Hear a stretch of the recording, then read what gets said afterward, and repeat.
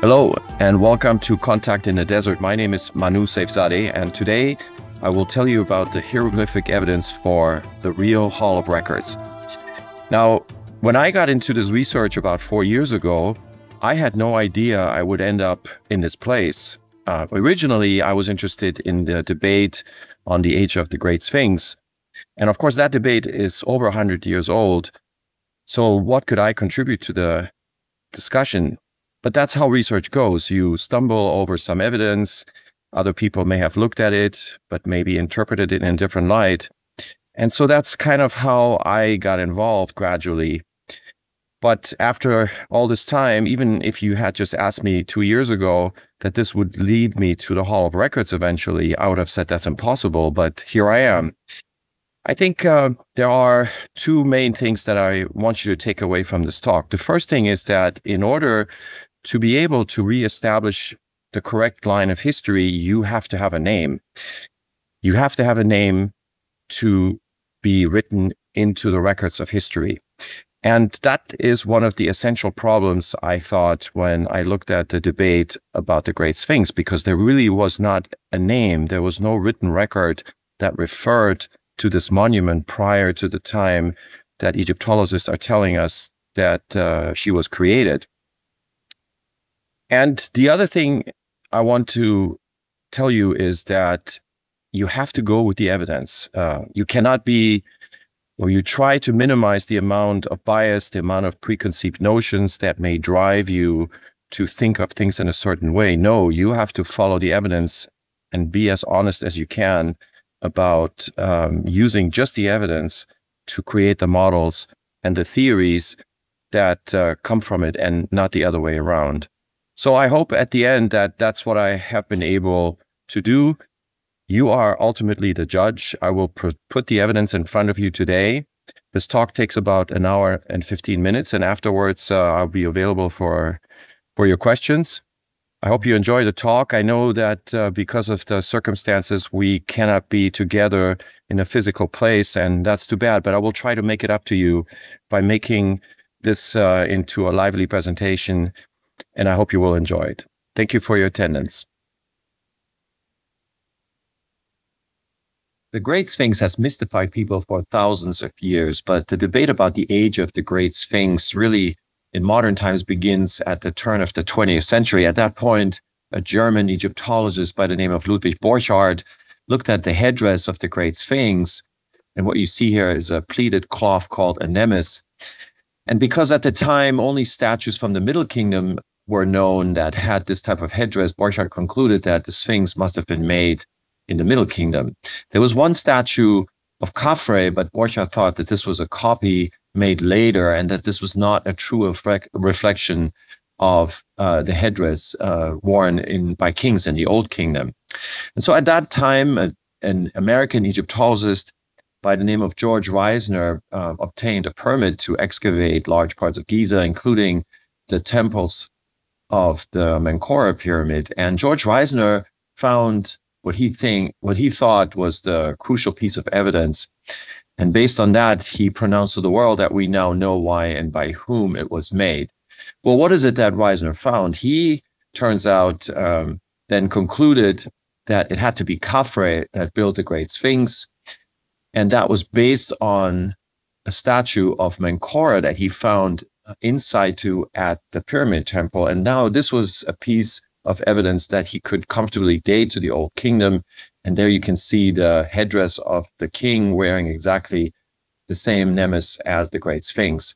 And because the Great Sphinx was in front of the Pyramid of Khafre, Reisner concluded that it had to be this king that must have made the Great Sphinx. And this is really how the narrative that still extends to today about who made the Great Sphinx got started.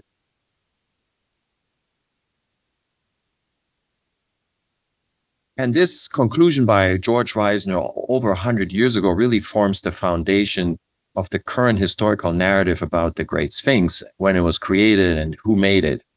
Of course, on the way, there have been new surveys, new evidence has come to light that supports this viewpoint, and I'm going to get into that in a few moments. But I want to show you here some evidence that you may not be aware of that puts this narrative into doubt. So this is best explained from an unusual view that most people don't get to see when they go to Egypt. This is higher up on a hill called Jebel Gibli. And when you look at the Sphinx from this side, from the southern side, that is, you see the Valley Temple of Khafre. The Sphinx Temple is hidden behind the Valley Temple. We can't see it from this angle. Here's a newer temple from the New Kingdom made by Amenhotep II.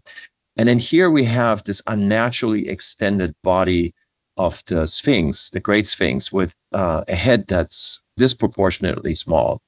Egyptologists have offered two explanations to explain this disproportionate statue. The first idea is that the statue was meant to be seen from the front. And when you look at it from the front, it in fact does look more proportionate.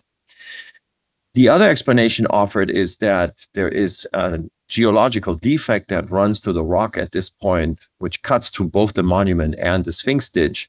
And it is because of this geological defect called the major fissure that the builders had to extend the body in order to be able to make a curved rum with tail. And they would not have been able to do that from the more straight cutoff that the fissure created. But now what I want you to do is to keep this perspective of the Great Sphinx in mind for a few moments. And now I'm going to show you an image that dates from 400 to 500 years before the time of Khafre, before the time of the Old Kingdom, and before the time that Egyptologists are saying that the Great Sphinx was created.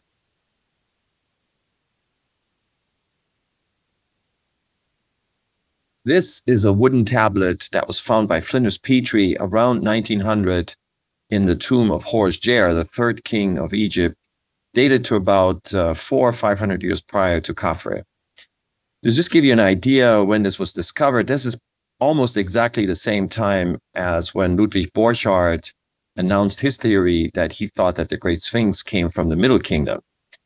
This was before George Reisner found the statue of Menkaure, from which he concluded that the Great Sphinx was an Old Kingdom statue. But here now we have a piece of evidence that dates to 400, even 500 years perhaps prior to the reign of Khafre. And what do we see is a building, almost square-like. There's 3 figurines inside. And in my book, Under the Sphinx, I explain what these 3 figurines are. But what we see in front of this building is a somewhat unnaturally elongated body of what looks like a lion. And since this body appears to be about comparable to the size of this building, this looks like a giant statue of a lion. And so what I would propose is that we are looking, in fact, at something that an ancient tourist may have seen if he or she had gone to Giza in early dynastic times, when Egyptologists are telling us there was nothing there except for just wilderness and rock. And I think that this is what they would in fact have seen. And that is from the same perspective that I just showed you in the previous photo that you would have seen now with the Great Sphinx and the temples in front of it when you are tourists taking a photo of the area from Jebel Gibli.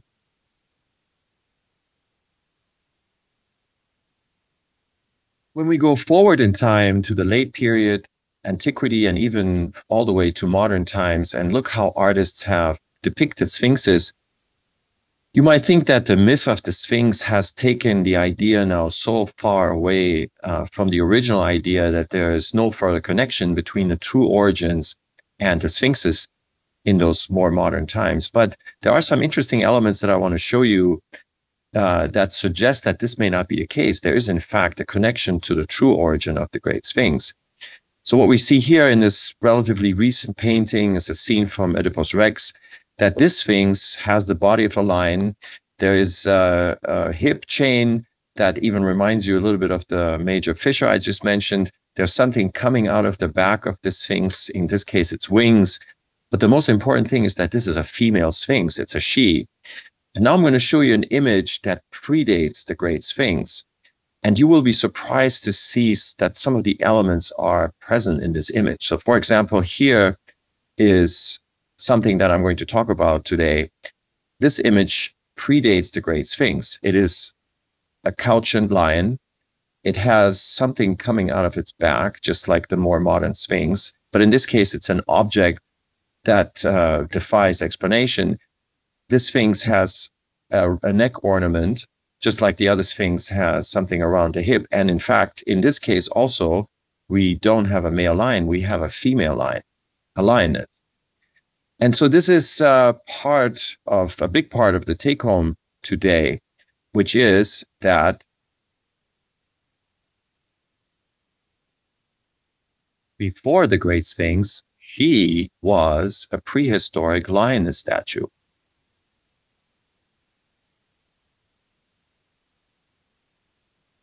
Let me orient you to space and time. The ancient land of Egypt was really that part of Northeast Africa defined by the River Nile, this being the delta as the river emptied into the Mediterranean Sea. This is the Red Sea, the Black Sea here. This is Asia Minor, Arabia, and the ancient land of Sumer was in this area here.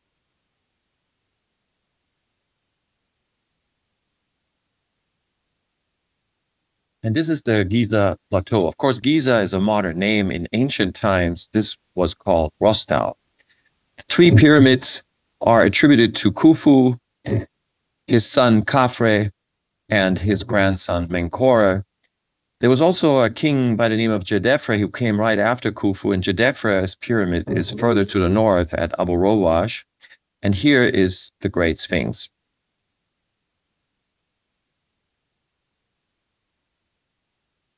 This is a timeline of Egyptian history that spans some 3,000 years, and there's still 2,000 years to go to come to our times. But just to get oriented, here's the time of Jesus. This is the time of Muhammad over here, the time of Moses and the Exodus. And some researchers believe that this was a little bit earlier during the Middle Kingdom. But the Great Sphinx, according to Egyptologists, was made sometime in this time frame, in the Old Kingdom, specifically in the 4th dynasty. Alternative historians, however, think that this was much earlier, more like 10,000 BC.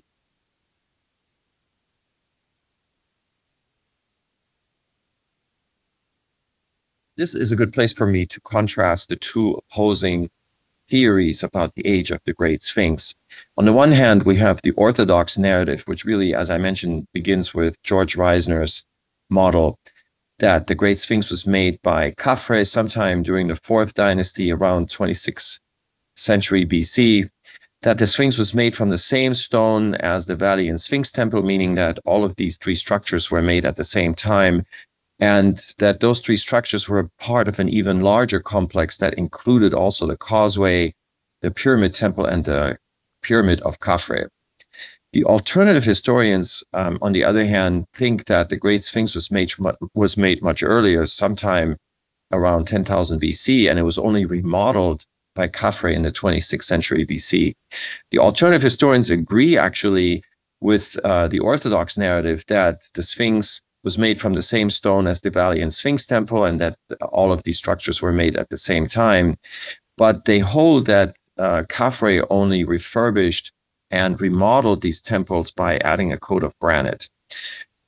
In addition to that, alternative historians also agree that the temples and the Sphinx were indeed part of a master planned solar complex, but that complex did not include the Pyramid of Khafre, which did not exist in prehistoric times.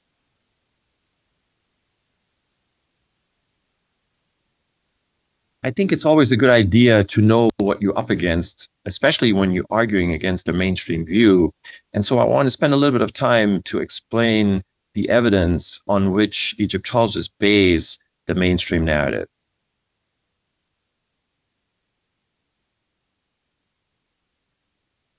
I haven't done the survey yet, but I think if you ask most Egyptologists who made the Great Sphinx, I think what they would say is it was one of these 3 kings from the 4th dynasty of the Old Kingdom, either Khufu or one of his 2 sons, Khafre or Djedefre.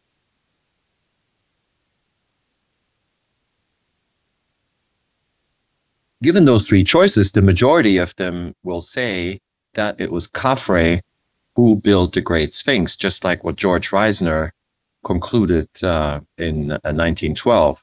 And that in part is also because they say that the face of Khafre is really the face of the Great Sphinx. However, there is a minority of Egyptologists that think that it could have been Khufu's face, and there's even some that think it may have been Djedefre's face.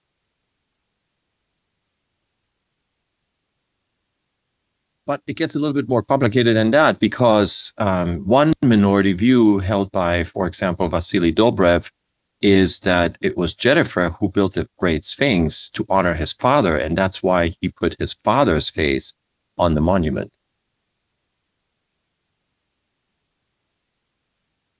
Another minority view was held by Rainer Stadelmann, the former chief of the German Archaeological Institute at Cairo.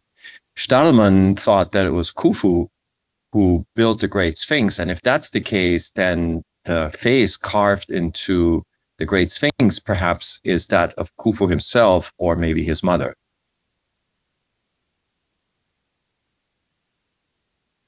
There are three lines of evidence Egyptologists offer in support of the mainstream model that the Great Sphinx was made by Khafre. And so the first line of evidence has to do with the overall connectedness of the monuments and their relationship to the Khafre pyramid. The second line of evidence has to do with inscriptions that were found in granite here around the Valley Temple, statues that were found by Khafre inside the Valley Temple, and an inscription on the dream stela between the forepaws of the Great Sphinx. And the third piece of evidence has to do with debris from the Old Kingdom that was found right here in the Sphinx quarry. So I just want to spend a little bit of time of explaining these three lines of evidence.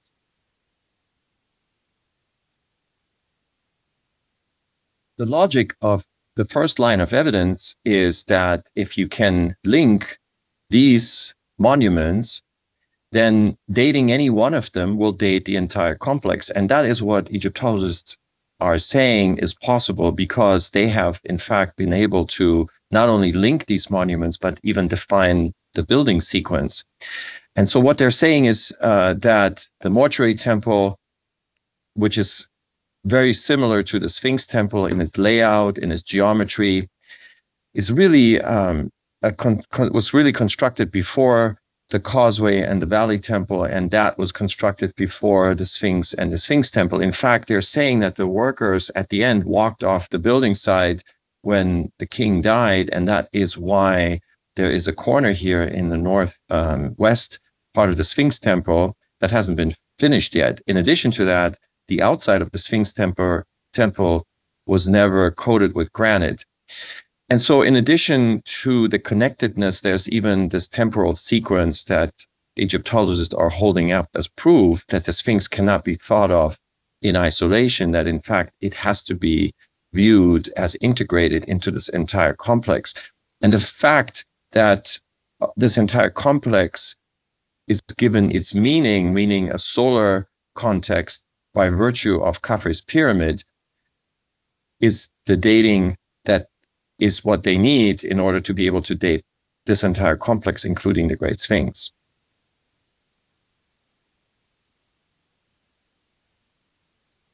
Second line of evidence has to do with inscriptions. And I already mentioned that the name of Khafre was inscribed on some of the granite blocks that were used to coat the Valley Temple, and there were statues of Khafre, of course, found inside the Valley Temple.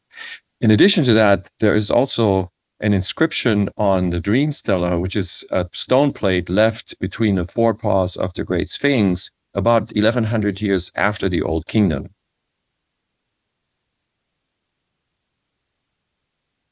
The Dream Stela tells the story of King Thutmose IV, who came hunting at Giza, and after a long day in the sun, he fell asleep under the Great Sphinx. In his dream, the statue started to speak with him and ask him to free him from the sands, and in return, she would give him the crown of Egypt. And that is exactly what Thutmose did. Not only that, he also built an enclosure wall around the entire complex.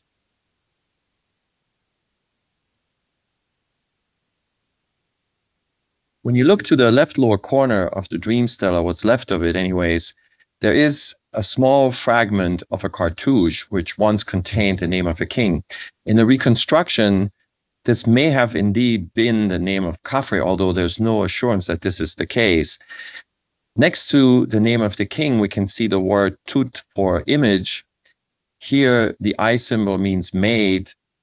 The water line means for.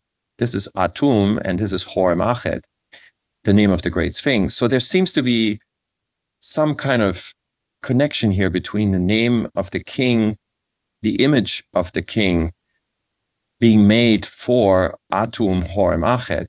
The problem, of course, is that we don't know the rest of the inscription. There may have been other king names that had some involvement. And so this isn't compelling proof that Khafre is the one who made the Sphinx. It only gives us an idea that Khafre, if that is in fact the name of Khafre, had some involvement with the Great Sphinx, at least in the view of Thutmose IV, who is the one who left the stone plate between the forepaws of the Sphinx. Let me now talk about the chief evidence. This is the third line of evidence. That is probably the most compelling evidence that Egyptologists currently have to date the Great Sphinx. This has to do with some debris that was found in this location over here. So let me just orient you real quick. This is the Sphinx Temple. We're looking from the east towards the west, towards the Great Sphinx. Here is the temple of Amenhotep II.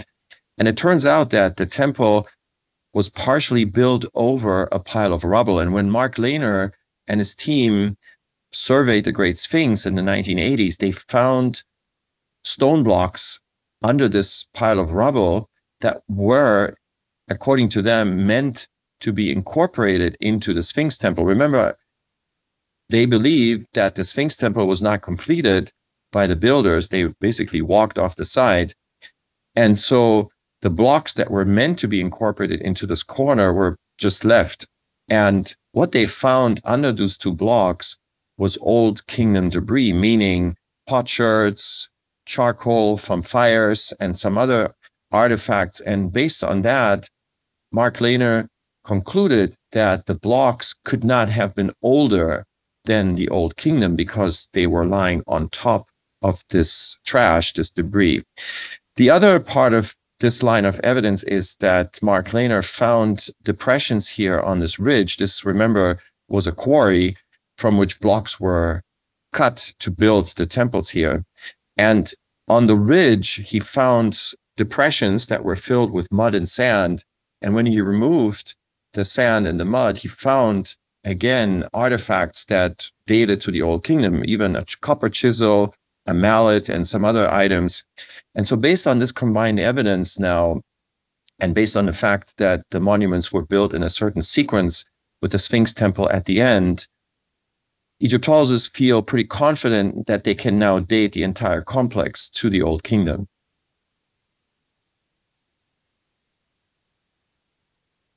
Many of you are probably familiar with the alternative historian's view and the evidence that supports it, but I want to spend a little bit of time on some of these details as well, because some of them you might not know.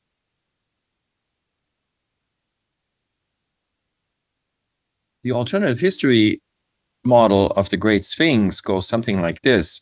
Prehistoric people who came to this area, the area that is now called Giza, sometime around 10,000 BC, saw an outcropping of the limestone rock that may have reminded them of the head of an animal or the head of a person or a king or a god, and that inspired them to build a monument.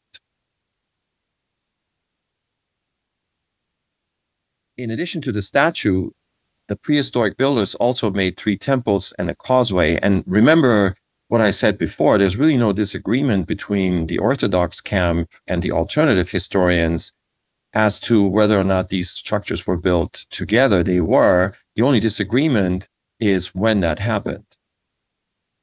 Now, in terms of why the complex was built, in the alternative historian view, it had to do with astronomy as well. Of course, the monument itself, the statue that is, points at due east, and that, astronomically speaking, most likely had to do with the sunrise on the vernal equinox. But what about the direction of the causeway? Well, this is something that Robert Bauval analyzed, and what Robert came up with is that, in fact, it has to do with a certain date.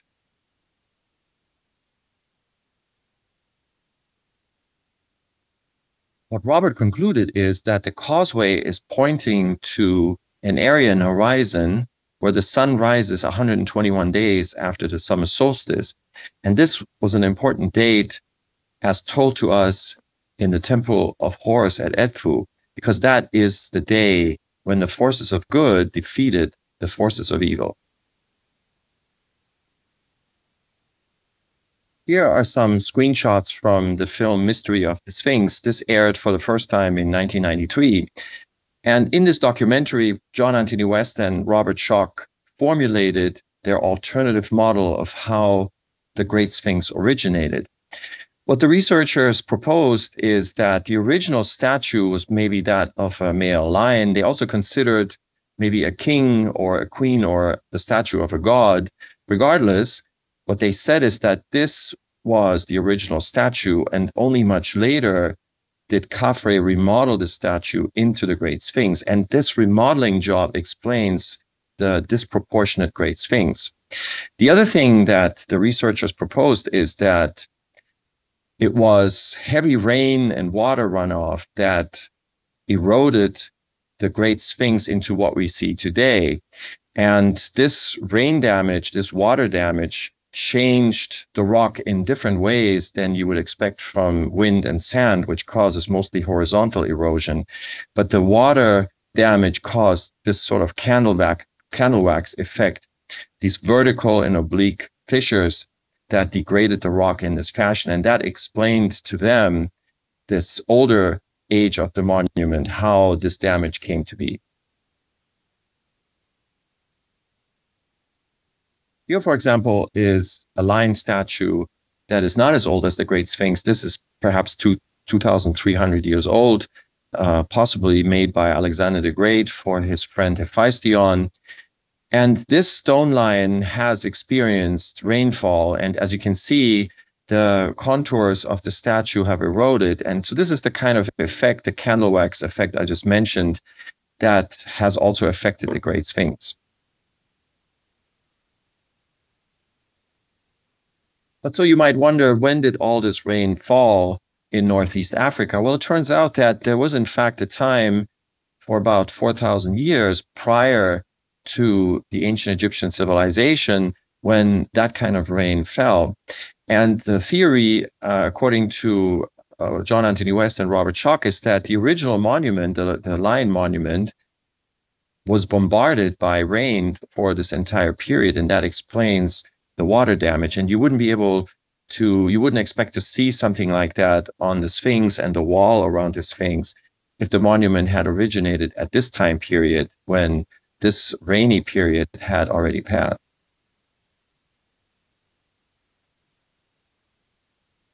There's really no other place in Egypt, certainly not on the Giza Plateau, where you can see this type of water-induced damage that makes the rock melt like candle wax. Remember that the Great Sphinx was probably refurbished and remodeled, and so that damage may have been ground away, sanded away. But on the walls around the Great Sphinx, that damage is still visible. And that is exactly what Robert Schoch noticed when he walked up, and he immediately realized that there's something wrong with the mainstream narrative of how old this entire complex is.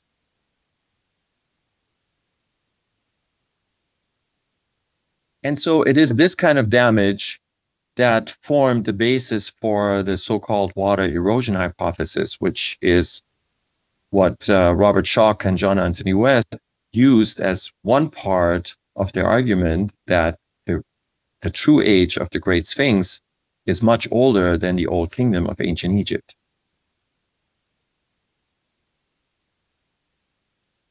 And to prove this point, Robert Schoch pointed out that other monuments that were cut from the rock at Giza, here, for example, the tomb of Debehen in the central field, were not eroded like the Sphinx and especially the enclosure wall around the Great Sphinx. Here, you do see erosion, but it is of the horizontal type. And this is the type of erosion that you would expect with wind and sand grinding. But there are certainly not these vertical grooves that you see on the enclosure wall around the Sphinx. And so this becomes part of the negative control in Robert Schoch's argument. is it possible that perhaps these other structures were not eroded in the same way as the Sphinx and the enclosure wall because those structures were cut from a different type of rock? Well, this is an argument that was raised by Mark Lehner. And even though Robert Schoch has an answer for that, I think it is still a moot point, because if you look at other tombs further down the hill, so here's, for example, the rock-cut tomb of Cayy, and when you look at the rock layer of this mastaba, they are actually very much comparable to the different rock layers from which the Great Sphinx is made. And so you have a pretty good match here between the rock types, but nevertheless, even the tomb of Cayy is not eroded the same way as the Sphinx and the enclosure wall, because again, you don't see the vertical erosion, but you certainly do see the horizontal erosions here. And so I think structures like the mastaba of Cayy that are a little bit further down the hill in the central field serve as a valid negative control for Robert Schoch's argument that the enclosure wall around the Sphinx and the Sphinx itself are really unique in terms of their erosion pattern, and you cannot say that they were made at the same time as these other structures.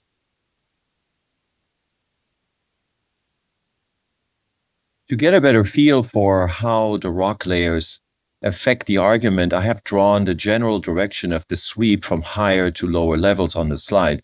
So to get oriented, this is west, this is north. And as you can see, there are two general directions from the north to the south, higher levels to lower levels, and from the west to the east, again, higher levels to lower levels. Here is the tomb of Derbehen, here's the tomb of Cayy. And as a result of the sweep of these two vectors, the overall sweep is from the northwest to the southeast. This becomes very important when you interpret the seismic refraction data that were collected by Thomas Dubecki and Robert Schoch to date the decay of the rock, not only above ground, which is the water erosion hypothesis, but also below ground once the rock is cut.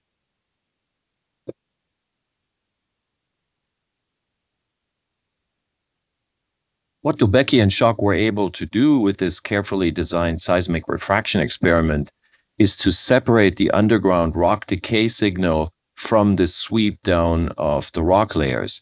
They were able to conclude that the ditch around the Great Sphinx was cut thousands of years before the time of Khafre, and Robert Schoch since has dated this to around 10,000 BC.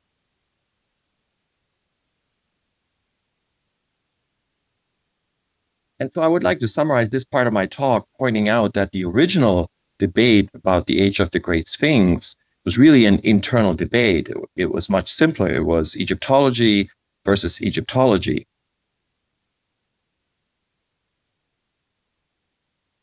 But the principal reason why the debate reignited is because new evidence from other disciplines like geology and astronomy was now being held up against the evidence from Egyptology. And also, a lot more people are now involved in the debate. We have both academics and non-academics. And what the Egyptologists responded to that was basically the criticism that these other disciplines, these other scholars are not paying attention to the Egyptological evidence. They're only looking at the Sphinx from their point of view, from astronomy and from geology, but they're not looking at the Sphinx from their point of view. And that's, of course, understandable. But I want to point out that there is evidence from the Egyptological side, archaeological evidence, that has not been examined to its fullest degree. And that is really the main message of the talk today, because what I'm going to show you now is evidence that does come from Egyptology. This is evidence that the archaeologists, the Egyptologists themselves have found.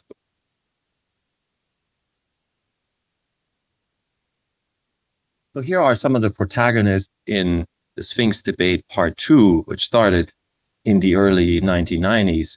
Now, this is Zahi Hawass. He was the former Minister of Antiquities and supervisor at the Giza Plateau.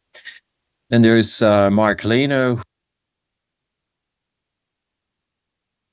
studied, surveyed the Sphinx extensively as part of his thesis project. On the other side, John Anthony West, who regrettably passed away 3 years ago. He was an independent scholar that went to Egypt, among other things, to prove that the Great Sphinx was much older than historians were telling us. And he's the one who brought Robert Schoch to Egypt. Robert Schoch, geologist from Boston University, went to the Sphinx with a skeptical mind. But when he left Egypt, he realized that there's something wrong with the narrative of history that says that the Great Sphinx was made in the Old Kingdom. So now I want to go back to what I was saying at the beginning of the talk, that in order to make history, you have to have a name.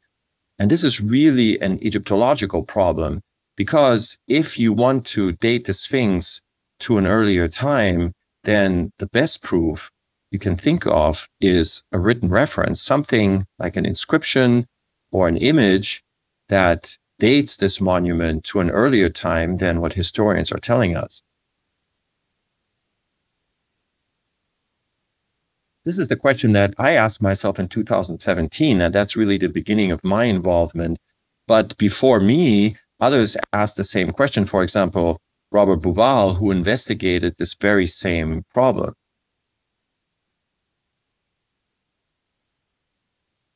The problem is that the greatest statue in the world did not appear to have an unequivocal name, even in the Old Kingdom, when Egyptologists tell us that she was made.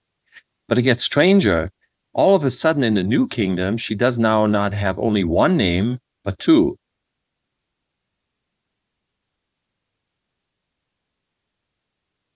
And here's the proof.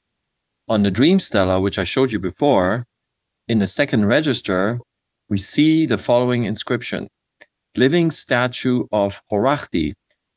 This is the falcon sign. Here's the two land signs. So this means Horachti. And right behind that name, we can see a sphinx on a pedestal. So there's no doubt that the name Horachti refers to the Sphinx. The other name for the Great Sphinx, which we can see in the sixth register, is Hor-em-Akhet. Hor-em-Akhet by Zocar in Rostau. So again, this was a clear reference to Giza, and there can be no doubt that Hor-em-Akhet, just like Horachti, was referring to the Great Sphinx. So here now we have suddenly two names, both of them, for the Great Sphinx.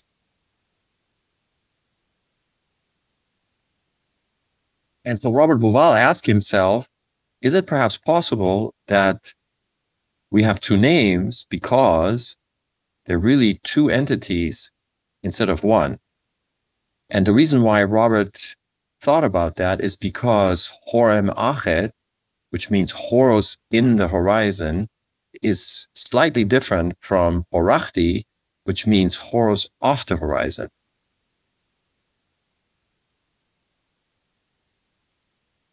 And so what Robert did is to look at Old Kingdom inscriptions to see if he could find a reference to either one of these two names. And for that, he went to the pyramid texts. And the oldest pyramid text can be found in the Pyramid of Unas.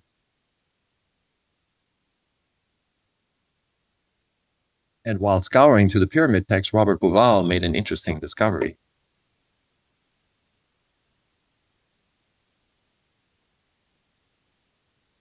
What he found is that the star spirit of the dead king didn't just travel with the summer sun at the time of the inundation of the Nile, but also with Horachti.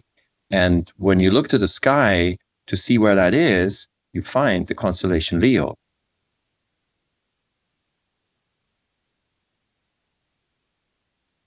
And so Robert Bauval concluded that the reason why there were two names on the Dream Stela, slightly different names, Horachti and Hor-em-Akhet, is because they referred to two different entities. Hor-em-Akhet was the name of the Sphinx on the ground at Giza, but Horachti was the name of the Sphinx in the sky. And Bauval concluded that that had to be the constellation Leo. And so Horachti was the name of the Sphinx in the Old Kingdom. The next question to ask is, if indeed there was a statue before the Great Sphinx, what was its name?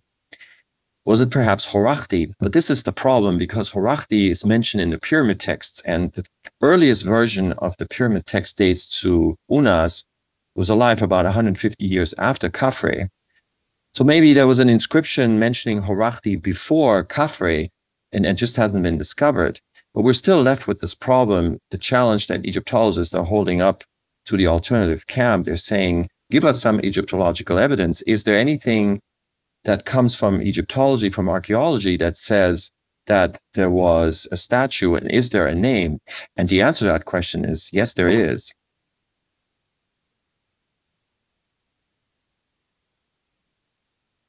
And this really marks my entry into this debate. At the time, in 2017, I was researching this man, Hemiunu. He was a vizier under Khufu. He was certainly alive before Khafre and before the mainstream narrative of the Great Sphinx. He was a presumed architect of the Great Pyramid. And so I was interested in finding out if there were any inscriptions or any evidence in his tomb that he master planned the 3 Giza pyramids. But I found something else that was very interesting.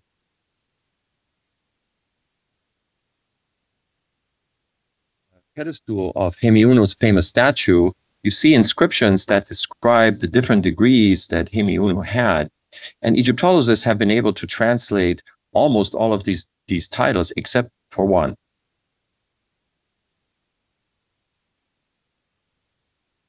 And this one title is here in the lower pane, right next to the left foot of Hemiunu. It's part of a dual title, and it is this particular title that at the time had no translation.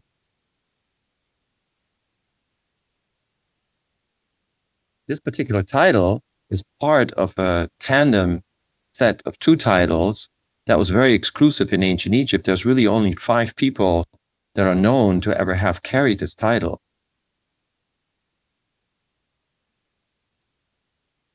This untranslated title has 3 symbols. It has an axe symbol, it has the symbol of a bent rod, and it has a symbol of a couchant lion.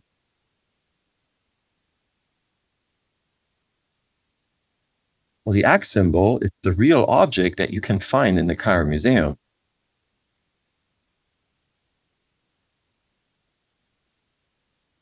Egyptologists were certainly able to translate the axe symbol. The Egyptian word for it is medjay, and the English word is master. And so the first part of this tandem set of titles translates into master of the royal scribes. But what about this symbol, the bent rod? Well, this symbol did not have a translation because that is not even an Egyptian hieroglyph. And on top of that, the lion symbol also did not have a translation. And so this is why this second title remained untranslated, even though the axe symbol also most likely meant master.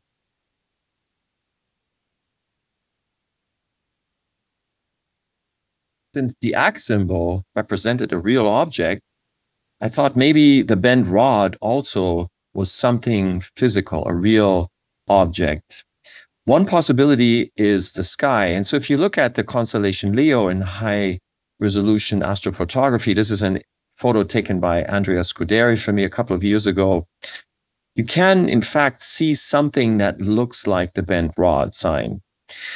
And this appears above the back of the constellation Leo. Even though the bend is going the opposite way, this at least was one possibility that the bent rod was something that ancient observers saw in the sky. But there are other clues as to what this title means.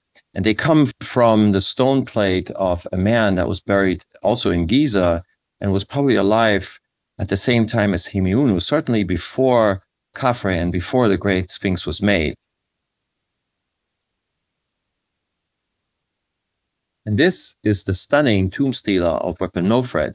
And just like in the case of the pedestal from the statue of Hemiunu, the titles are listed in a nicely organized manner. And here, for example, in this column, we see the academic titles. And the reason why they're called academic is because Wepemnofred was a king's scribe. And it turns out here we have the tandem title with the untranslated title over here. Here again, master of the royal scribes. And now we can certainly see that the sitting lion is in fact a lioness. But the other thing that we can see is a very important context that this particular column develops for us, because here is the symbol of Seshat, the goddess of astronomy and archiving. And Wepemnofred was a priest of Seshat, and Seshat was the foremost in the house of royal knowledge. And so here we have a reference to a library. The context, therefore, that we have is one of scribing, of writing, and of archiving. And this is the context that frames this untranslated title. But in addition to that, we also now have a name for the lioness rather, and it is over here where the name is spelled just above the sign of the lioness, and it is Mehit.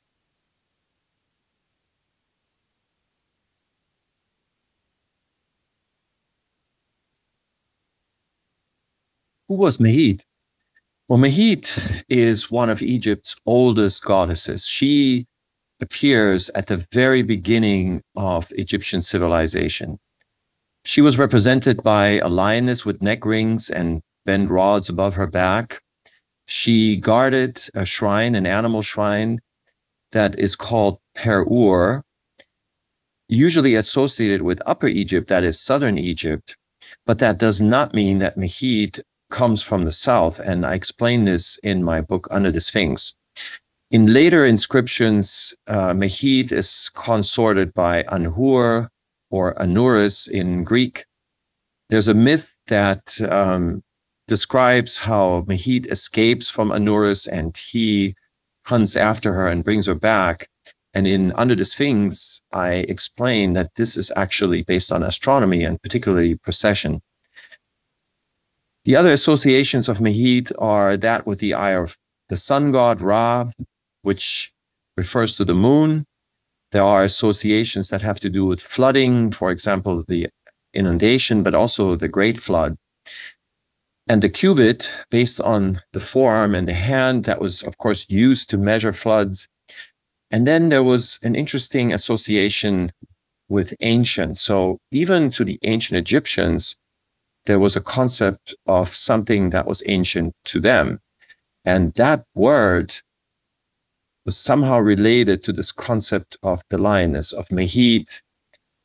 The name for them meant something very old.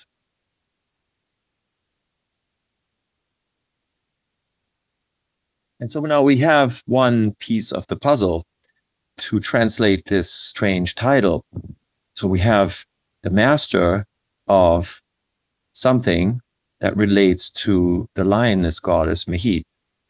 But we still are missing the meaning of this symbol, the symbol of the bent rod.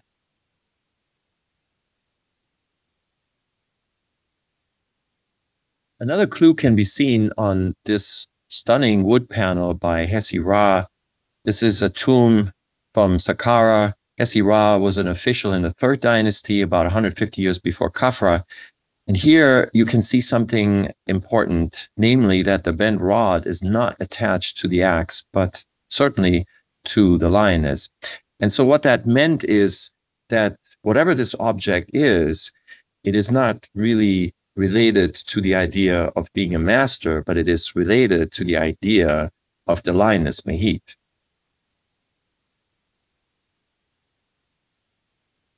The most important question for me at this time was, is this a real object?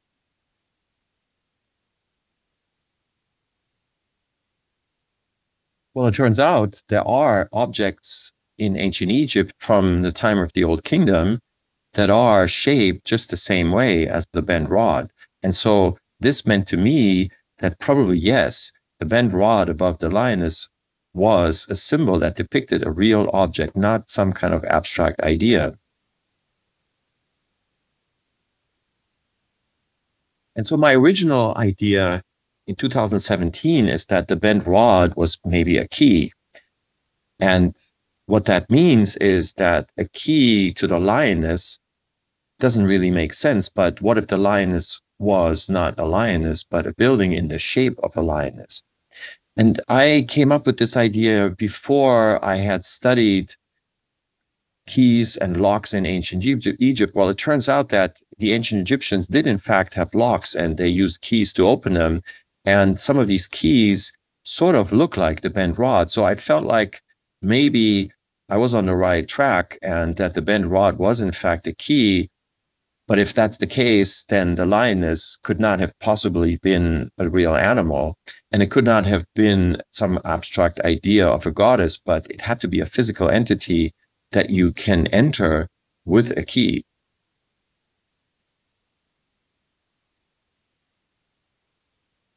How would such a key work? Well, this is the idea. You basically have something that's bent, and it pushes the pins into their sockets that are preventing the bolt from moving sideways.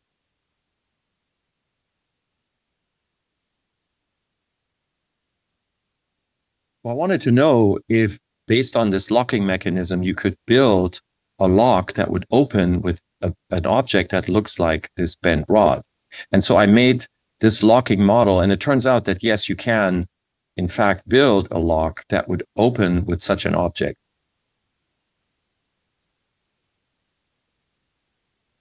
Besides a key, there is another related possibility, and this comes from a reconstruction by Ludwig Borchardt of a door handle that was used to open a side door of the Valley Temple of King Sahura. This is a king from the 5th dynasty in the Old Kingdom. And so when you look at this mechanism that Borchardt reconstructed, you can see, in fact, a structure, a door handle that is, that looks in some ways like this bent rod. And so to me, that meant that maybe there is another possibility here, that the object represented a key, but it could also have been a door opener.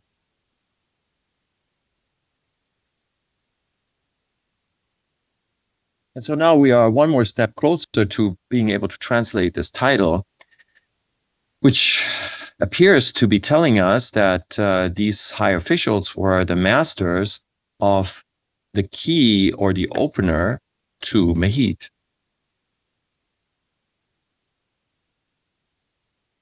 And the next step in the investigation was to identify the location, the place where this entity Mehit, if she was a real entity, a physical entity, was located. And to do that, I had to look for inscriptions where she was mentioned by name. And such inscriptions can be found on sealings that are basically imprinted seals on these clay stoppers that are used to secure jars and pots that had precious goods destined for the king. And on one such sealing, this one is dated to the time of Horus Jaregin, the 3rd king of the 1st dynasty, about 30th century BC. We see the lioness with the bent rod, 3 bent rods in this case, coming out of the back. We see an animal shrine here. We see a symbol on this side, several symbols on that side. And so the challenge now was to be able to translate these symbols in order to identify the context so that we could identify the location for this lioness. So how do we translate these symbols? Well, it turns out that this symbol here is the sign for the cardinal direction east. And so what that means is that the lioness is facing due east, just like the Great Sphinx. In addition, there is a symbol that refers to the delta, the northern aspect, basically Lower Egypt, and that also locates the lioness to that part of Egypt and not the south, as I mentioned before. Now, the other symbols here can be literally translated into something that sounds like Hem, Het. And so I think what was going on is that in the early kingdom, there was no symbol that encoded the letters M and H together as Meh. And so I think this sign, Hem, was instead used to spell out the name of the lioness, Mehit. Now, the animal shrine here could be interpreted as a jackal sitting on a pedestal, and that also is a symbol that can be translated here as he who is over the secrets. The symbol here behind the animal shrine is the sound, has a sound value of stau, and that is the word for caves. But there's another possibility for this animal shrine, and this is much more likely actually than he who is over the secrets, and that is the Great Hall, Per Ur. That turns out is the Upper Egyptian shrine in the shape of the administrative building of southern Egypt. And what that symbol is doing on this particular ceiling, I think, and I explain this in the book, is that this was a provisional facility made in the likeness of its original from Upper Egypt, and Mehit was guarding it.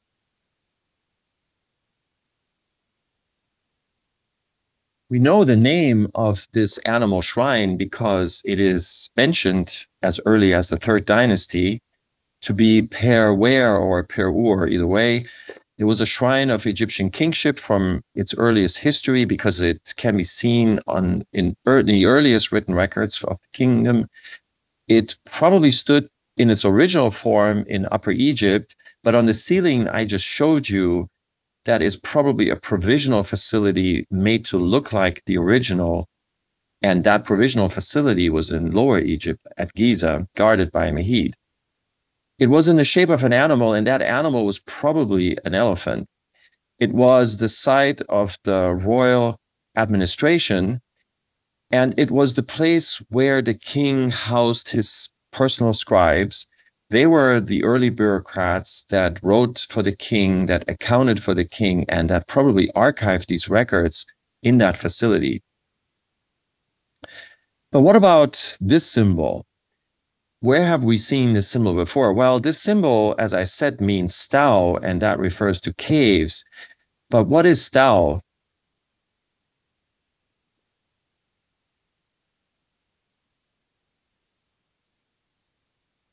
Well, if stau means caves,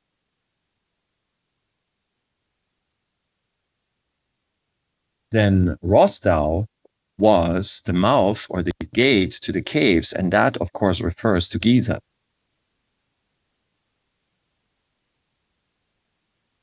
But there's even more proof that Mehit ultimately was a real physical statue at Giza, and that has to do with the neck ring.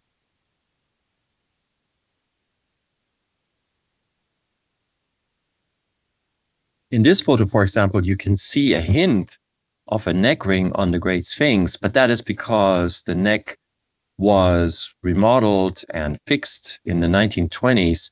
But when you look at original photos of the Great Sphinx,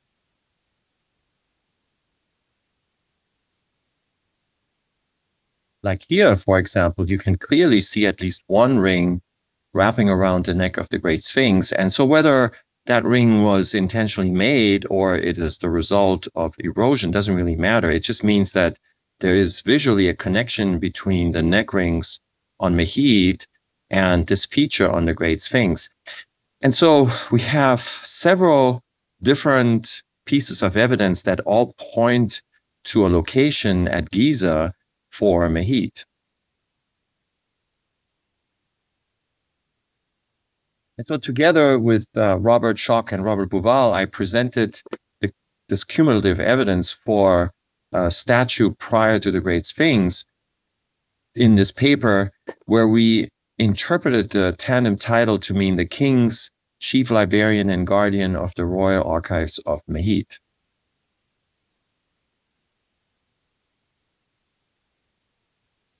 And since this was at that time still an unidentified symbol, we decided to give it a name, and we called it the jaw sign to honor the life's work of John Anthony West.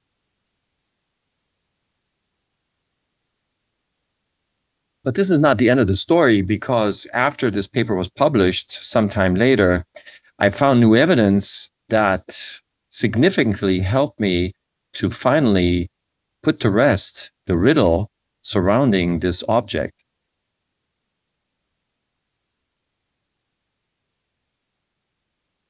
So even though the bent rod symbol is not an Egyptian hieroglyph, nevertheless, you can see it in association with another symbol, this winged disc symbol that is in fact a hieroglyph. And this sign has three potential meanings. And one of those meanings makes the most sense in this particular context, which are pots that Petrie found in the royal tombs. And so this particular meaning has to do with oil. Turns out that these were probably shipments of oil from the north to the south, and it's a form of a tribute, a form of a tax. And so I thought to myself, well, if this designates oil inside of the jar that this was painted on, then this other symbol, the bent rod, the jaw sign, in other words, may have designated the location where that oil came from. So if you then ask where was oil produced in that time in ancient Egypt, it turns out that was in Bubastis. Bubastis is in the delta in northern Egypt. But Bubastis is a Greek name. The ancient Egyptian name for that city was Ba-Set, the place of the soul, or the soul of the place. But another name for place, the Egyptian word Set, is the Egyptian word Bu. And so it is possible that the symbol was meant to represent the sound babu, which would have told the recipients of the shipment that the oil came from Ba-Set. And so you can think of this set of two symbols, one of them foreign and one of them domestic, as a form of a shipping label to designate what was in the jar and where it came from. And so then I asked myself, why did the sender of these jars from northern Egypt make a shipping label using a hieroglyphic sign and another symbol, the jaw sign, that was foreign? Well, I think the reason is because the sound of that sign was recognizable by the recipient in southern Egypt.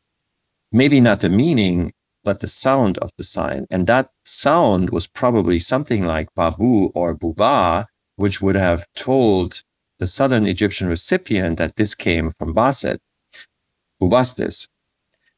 Now, there are some historians who think that there was a connection between northern Egypt in prehistoric times and ancient Sumer.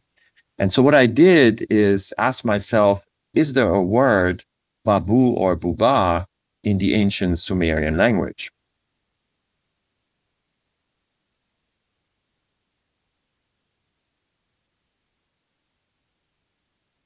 And I have to tell you, admittedly, this was a long shot. I did not know what to expect. And in fact, I thought this was going to be a dead-end street. But just on the contrary, this ended up becoming a huge surprise, because it turns out that not only does Ga Babu, the combination basically of the winged disc and the bent rod, the jaw sign, means to bend, which of course reminds you of the shape of the bent rod, but also the word Babu means opening and doorway, or door and gate. And that, of course, is exactly what I had suspected, that this is either a key or a door opener. And so here we have a Sumerian word that means one thing, opener, and the sound of that word in Sumerian, and probably also in prehistoric northern Egypt, was babu. And because of the sound, that symbol was used in this context of a shipping label to designate the city of Ba-Set, not because that symbol had anything to do with that city, but the sound of that symbol had something to do with the sound of the word of that city.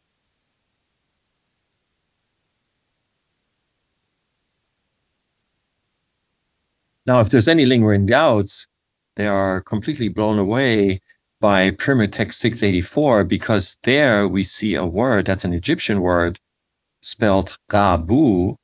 And of course, that sounds just like Ga Babu. And in fact, it means the same thing. It means bending, curving, and winding, because it is used here in the context of the Mer and Ha, which is the winding waterway. And so now I had a confirmation that the combination of these two symbols phonetically meant exactly what the shape of this opener called Babu was, namely a bent rod.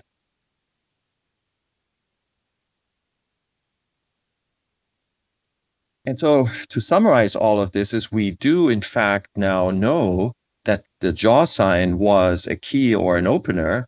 And that means that Mehit was in fact a building in the shape of a lion.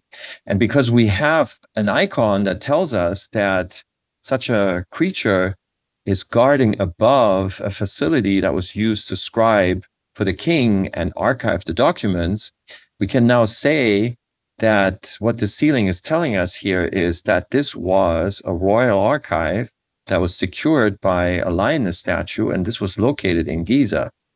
And so that is how I would amend George Reisner's solution to the riddle of the Sphinx.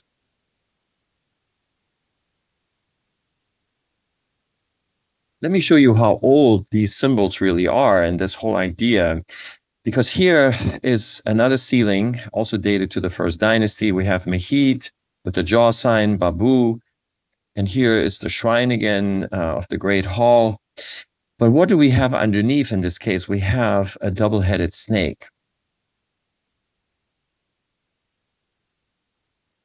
And so this is what the double-headed snake designates. It's really a boat, but this is a special boat in the afterlife of the spirit of the sun god after passing in the west, and now being dragged here across the netherworld in order to resurrect and then re-arise in the east.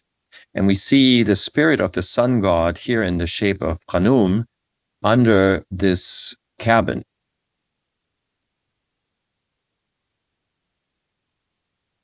And here is another scene from the same tomb where we see the same boat, again showing the sun god spirit now floating above the double-headed sphinx, and this is the god Aker.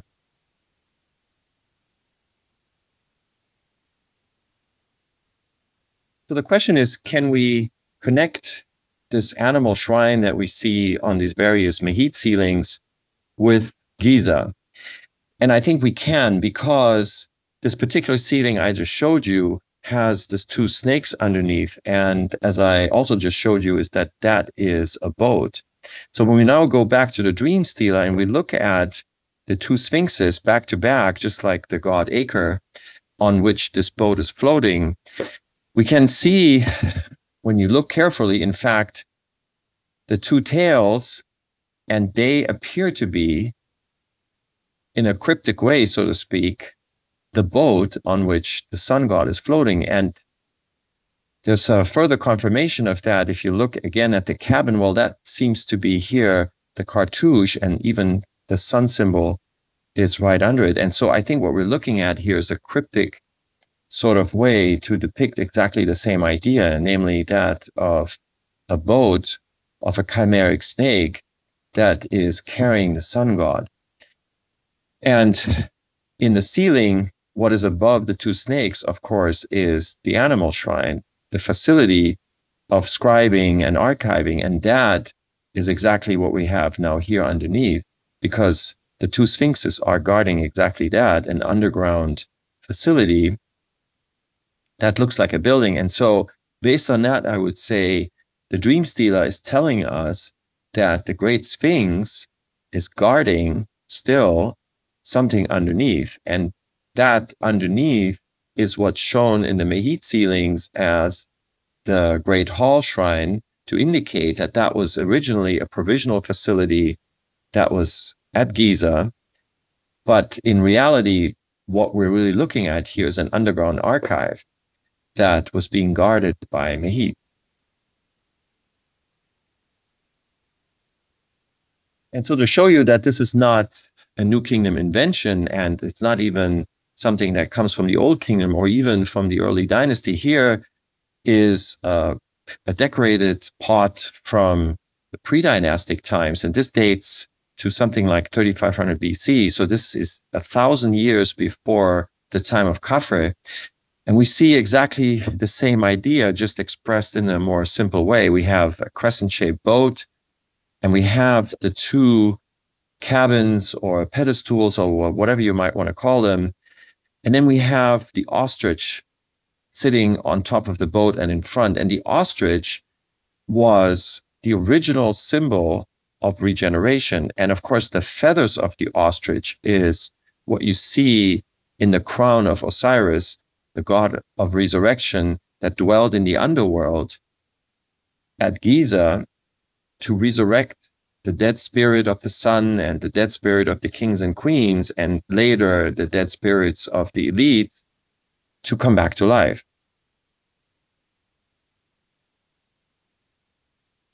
And so while I did not put a name on the image of this lioness from the tablet I showed you at the beginning of my talk, I am pretty confident at this point that what you're looking at here is in fact Mehit.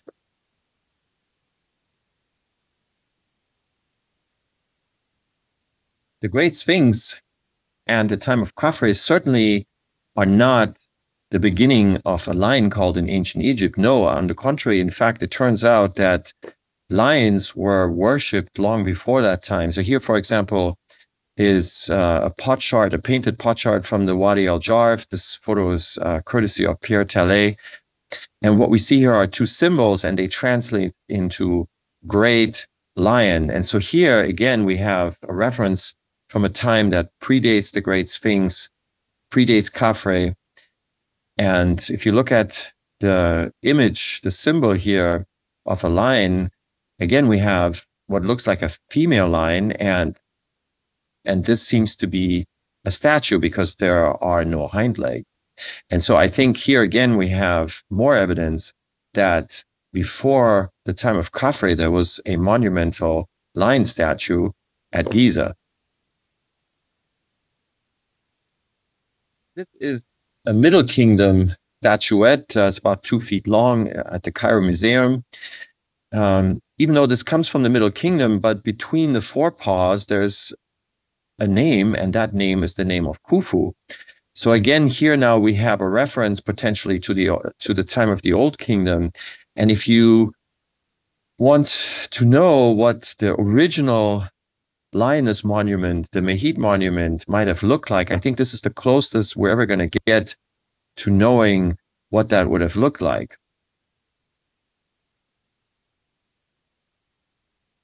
And it would have been perhaps something like this.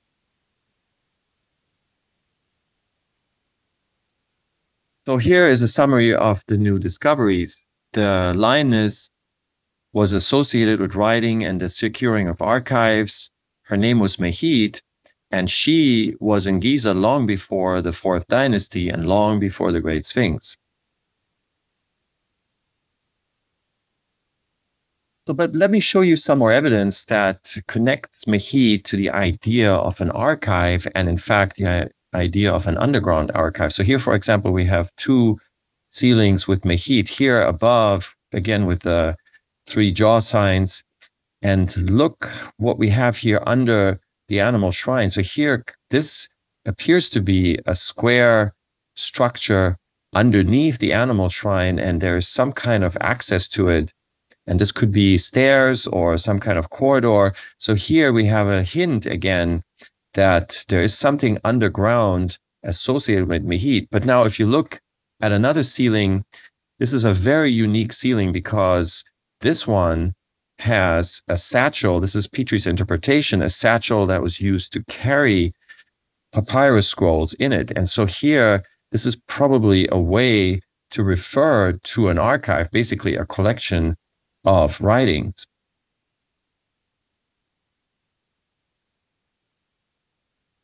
But now if we talk about an archive, an underground archive guarded by a monumental lioness, then we are getting to the Hall of Records. So the Hall of Records is a term that was popularized by Edgar Cayce. He was a psychic, he was a healer, alive in the early part of the 20th century. And among the many readings that Edgar Cayce gave to his clients, to his patients, there were a few that had to do with ancient Egypt. And so let's look at one of these readings in which Edgar Cayce referred to the Hall of Records, or something like the Hall of Records. This is an early reading from 1933. And there, Cayce was referring to record chambers in the plural and a sealed room of records. And what he said in this reading is that this, meaning this room of records, in position lies as the sun rises from the waters, the line of the shadow or light falls between the paws of the Sphinx. That was later set as the sentinel or guard, and which may not be entered from the connecting chambers from the Sphinx's paw, the right paw that is, until the time has been fulfilled when the changes must be active in this sphere of man's experience, between then the Sphinx and the river. So what does this mean? Well, first of all, the most important part of this is that Edgar Cayce predicted that this room of records is still sealed. The other thing is that he thought that there is an entry between the paws of the Sphinx, and he called it here a connecting chamber or connecting chambers that would lead to this sealed room of records. So what is under the Sphinx, in terms of what Edgar Cayce thought, is perhaps the entryway or the access corridor or the gate that would eventually lead to the Hall of Records. But I want to show you now some written evidence that should prove that Edgar Cayce is not the first one who spoke of a Hall of Records. And as a matter of fact, the first mention of such a place was not in modern times, not even antiquity. No, this comes to us from the ancient Egyptians themselves. So here, for example, we have an inscription that is dated to either the 19th or the 20th dynasty. So this is something like 11 to 1300 BC. And in this papyrus, this is the P501 Papyrus Harris, magical papyrus. And what we read there is, a will hath been done into writing by the Lord of Chemenu, and that's Thoth, the scribe of the library of Ra Harmarchis, in the hall of the divine house or temple of Anu, which is Heliopolis, established, perfected, and made permanent in hieroglyphs under the feet of Ra Harmarchis, and he shall transmit it to the son of his son forever and ever. So what does this mean? Well, we have here a reference to written records in hieroglyphic by Thoth, the god of writing, and stored in a library that is under the feet of Ra Harmarchis. Well, who is Ra Harmarchis? Well, it turns out that Harmarchis is just a Greek way to refer to Horamachet. And Horamachet, we know from the Dream Stealer, was the Great Sphinx. And so what you have here is an explicit reference to a records hall, an archive, so to speak, which contains documents composed by the god of writing himself, and they are stored under the feet of the Great Sphinx.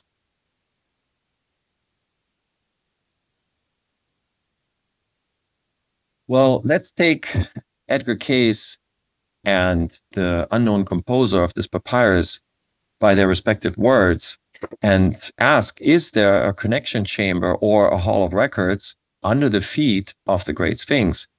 And so it turns out that there is actually a void under the left paw of the Great Sphinx, and this was seismically detected by Thomas DeBecke and Robert Schoch in 1990. And this is the only place around the Sphinx that really has not been probed yet with a drill. There is a drill that was conducted very close to this area, but it did not actually enter this particular zone where the two researchers detected this void. So this particular drill was documented in a video that is on YouTube, on the internet. And as you can see here, the distance from the tips of the left paw is approximately 3 meters, but there's no way that this drill would have hit this chamber or void, natural cave, whatever it is, that Thomas Debicki and Robert Schoch found. Even the angle of this drill, which looks approximately 45 degrees, it would have been too shallow to be able to hit this void, even if it extended past the tips of the left forepaw.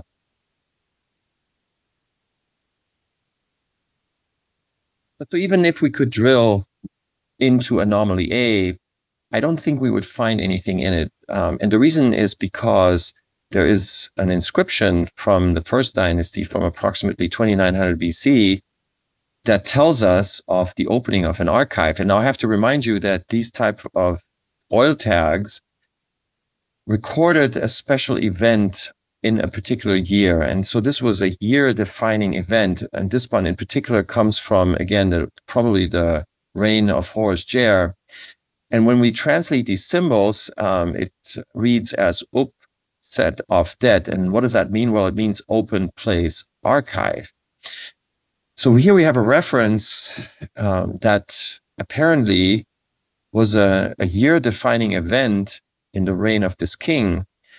And it records the opening of an archive. Well, now you might ask, well, how do you know that this word archive of dead refers to an archive in Giza under Mehid? Well, the answer to that question is that this word of dead is used in the coffin text extensively, and it designates the mythical archive from which the sun god created, for example, the world. But this word is synonymous with another word that is referring to a physical archive, and that word is called under the arm. And so here now we have a very nice linguistic connection between something that is used in a mythical context with something that's used in a real context. And that real context is, in fact, something that is under the arm. And so that, again, is good evidence that we are talking about an archive that is underground, and above is a statue, and under the feet of that statue is this particular archive.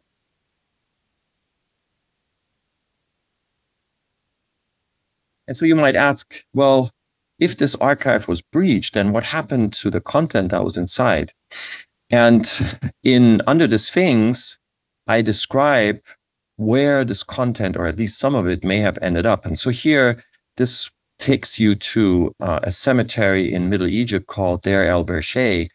And this was the location of an elite cemetery in the Middle Kingdom, where the upper echelon, so to speak, the upper elite of that local society were obtaining special inscriptions on their coffins so that they, just like the kings centuries prior, would be able to survive the trials and tribulations of the afterlife and attain immortality.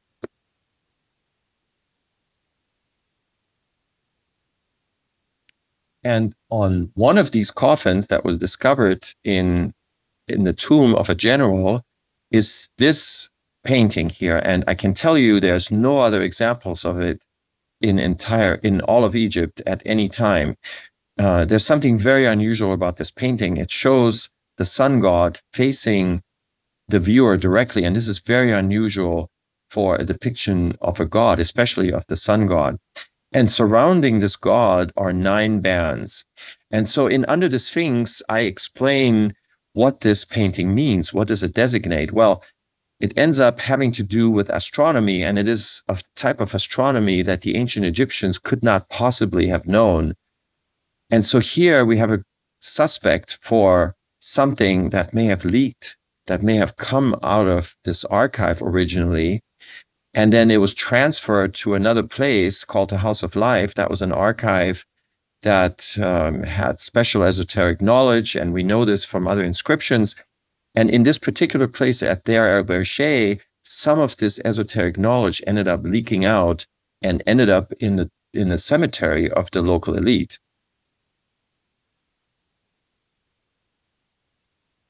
So here is another coffin from the same cemetery, and it shows something that's called the Book of Two Ways. The Book of Two Ways is a part of the entire corpus of the coffin text.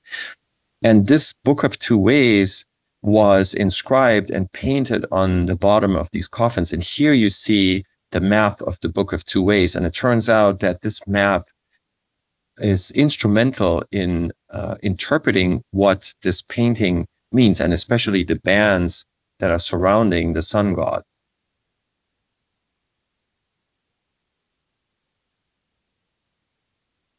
And so we just learned that Thoth was the composer of these esoteric texts that ended up in the Hall of Records under the feet of the Great Sphinx.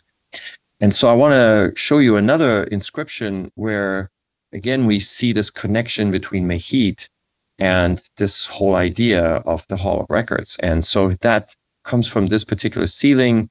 And on this ceiling, what we see is Mehit with the jaw sign that we now know how to recognize. And on this side is the heron symbol. And this spells the word Achet. And Achet, of course, means horizon. But there's another word hiding inside of this, and that is the word for Thoth, Techi. Techi is an aspect of Thoth that has to do with architecture. And so here we see how, again, how Thoth and Mehit are really very closely linked. And in this particular connection, for example, you could think of architecture and the cubit, which is the forearm, and the name of that in Egyptian was Me. And of course, the name of Mehit relates to the idea of the cubit and the forearm.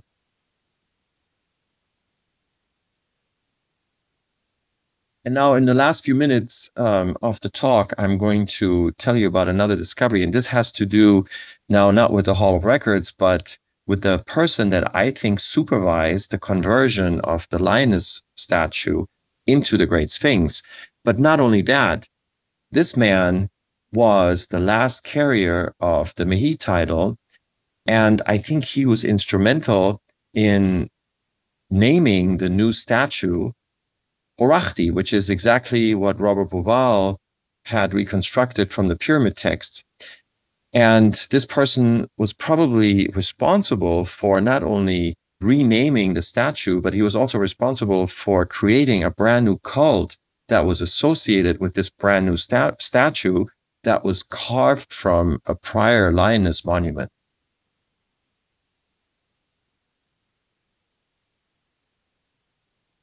Let me introduce you to this man. His name was Mary. And as you can see on this relief, he was a scribe. Mary most likely served under Khafre. He was buried in Saqqara, and that is where we find some inscriptions that are very instructive in terms of this idea of creating a brand new cult for the Great Sphinx that had just been formed, and also creating brand new names for that new monument. So in order to explain this, I'm going to take you once more back to the Dream Stela, where we see two copies of the name Hor Machet, the name of the Sphinx on the ground. And I'd like you to pay attention to exactly how this is spelled, because this is going to become important in just a moment. So here is the falcon sign, and we have that on both sides. And then here is the symbol for M, which means in or from. And then here is the horizon sign with the sun in the center. And so this means Achet. So this whole sequence translates into Horos, in the horizon, Hor M Achet. And so what I'm going to do now is to take these two copies of this name of the Sphinx on the ground, and I'm going to merge them first of all, and then we're going to transpose them to another inscription, and that inscription comes from the tomb of the man I just introduced you to, and that's Mary. And so here we have Mehit, and on the other side, we have the two falcons. So the title with Mehit and the jaw sign, you already have seen this before, and it turns out that Mary, as I mentioned before, was the last person who carried this title. And this isn't a surprise, because if Mary witnessed the conversion of the Mehit statue into the Great Sphinx, then it isn't a surprise that a title that was associated with that prior statue actually ends up disappearing.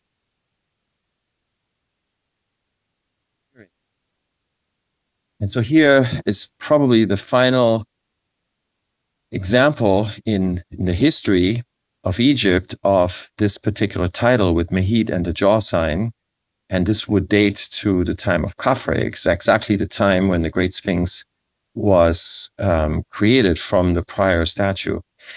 Here already we see a new version of the old title with the axe. It basically means the same thing, but you can already see how the modernization is taking away the older title. And then when we go to the other side, and we look at now the two falcons, this also is a title, and it spells the two horses in the desert, Herui Aim Chasti. But from this title, in a very interesting way, you can actually derive both names of the Great Sphinx as we see on the Dream Stela. So here, for example, is Heruachti, and of course, Heru, Ach, when basically you're reading this anagrammatically backwards, Ach, Ti, and that gives us Horachti, and that is the name of the Great Sphinx in the Old Kingdom, as per Robert Bauval's reconstructions from the pyramid text. So here we potentially have the origin of this name from this title of the very same person who's the last carrier of the Mehit title, and who probably supervised or witnessed the conversion of the Mehit statue into the Great Sphinx. But not only that, we also have the other name that comes out of this title, phonetically, I'm saying, and that is Heru Em Achet, Heru Em Achet.